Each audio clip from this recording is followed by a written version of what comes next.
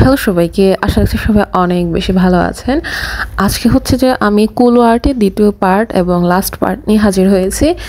এবং আজকে যে কুলোটা আঁকবো সেটা আগে হচ্ছে যে আমি জেসো অ্যাড করে রেখেছিলাম, এবং এই কুলো আর্টের দ্বিতীয় পার্টে হচ্ছে যে আমি রং করব এবং কলকা করব।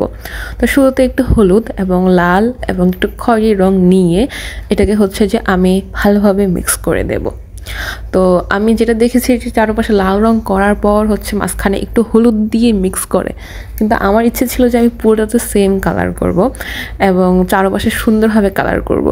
যেহেতু এটা এই কুলোগুলো একটু ছোট, তো এগুলো হচ্ছে কালার করতে গিয়ে একটু হেজালে পড়েছে, যেমন বিভিন্ন জায়গায় ভেঙে গিয়েছিল এবং একটু ফাঁকা ছিল।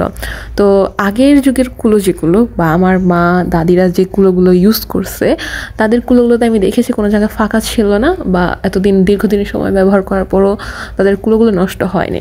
এবং আমি এই অল্প সময় একটা ছোটো কুলো কিনে এনেছি, তাতে এই অবস্থা। আমি একটা বড় কুলো এবং একটা ডালা কিনে এনেছি, যেটাতে কিনা আমি খুব শীঘ্রই কলকা করব এবং কলকা করে হচ্ছে যে আপনাদেরকে জানাবো। তো এখন হচ্ছে যে আমি জাস্ট ফ্রি হ্যান্ডে একটা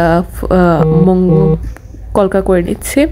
তো এখন এটাকে কি বলবো আমি জানি না, কারণ আমি কখনো ফ্রি হ্যান্ডে কলকা করার সাহসটুকু পর্যন্ত করিনি, কারণ আমি সবসময় পেন্সিল দিয়ে এঁকে নিতাম।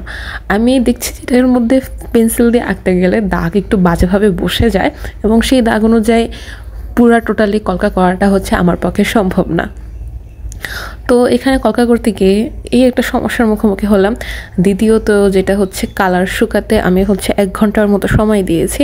যে কালারটা মিক্স করে রেখেছিলাম এর মধ্যে কালারটা শুকিয়ে গেলেও যে বাঁশের যে মানে যে জায়গাগুলো ছিল ফাঁকা জায়গাগুলো, সেই জায়গাগুলোতে আমি ভাবছিলাম যে হচ্ছে ক্লে দিয়ে মুজিয়ে দেব, ঠিক আছে, যাতে আমি আর্ট করতে গেলে কোনো রকম কোনো অসুবিধা না হয়। পরবর্তীতে ক্লে ব্যবহার করতে গিয়ে দেখলাম যেটা হয় যে ক্লে দিলে হচ্ছে যে কুলোটার একটা অংশ ভারী হয়ে যাবে এবং দেখতে খুবই বাজে লাগবে।